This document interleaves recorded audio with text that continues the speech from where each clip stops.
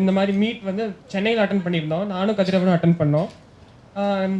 2 நாள் மீட்டு. அப்போ என்னாச்சு, ஒரு நாள் எங்களுக்கு ப்ராக்டிக்கல் எக்ஸாம் இருந்துச்சு. சாட்டர்டே இருந்துச்சு. சாட்டர்டே காலையில் எக்ஸாம்லாம் முடிச்சுட்டு ஈவினிங் ட்ரெயின் ஏறி நாங்கள் போயிட்டோம். இப்போ சண்டே அங்கே இருந்துட்டு லைக் திருப்பியும் வந்து எங்களுக்கு அடுத்தது எக்ஸாம் தான் கண்டினியூ ஆகிற மாதிரி இருந்துச்சு.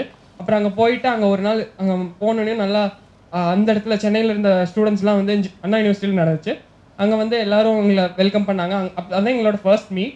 அப்புறம் அங்கே போயிட்டு அந்த நாள் ஃபுல்லாக அங்கே தான் இருந்தோம். அங்கே எல்லாம் ஃப்ரெஷ்அப் ஆகிட்டு அங்கே லைக் அங்கே நடந்தது வந்து டிஃப்ரெண்ட்டாக இருந்துச்சு. ஒரு நாள் ஃபுல்லாமே நிறைய பேர் வந்திருந்தாங்க. இங்கே கொஞ்சம் பேர் தான் வந்திருக்காங்க. அப்புறம் அங்கே முடிச்சுட்டு அப்புறம் வந்துட்டோம். இப்போ இந்த வருஷம் வந்து லைக் இங்கே டிஎன்ஏவிலே பண்ணலாம், அக்ரி ஸ்டூடெண்ட் ஸ்ட்ரென்த் இன்க்ரீஸ் ஆயிடுச்சு அப்படின்னு சொல்லிட்டு சொன்னாங்க.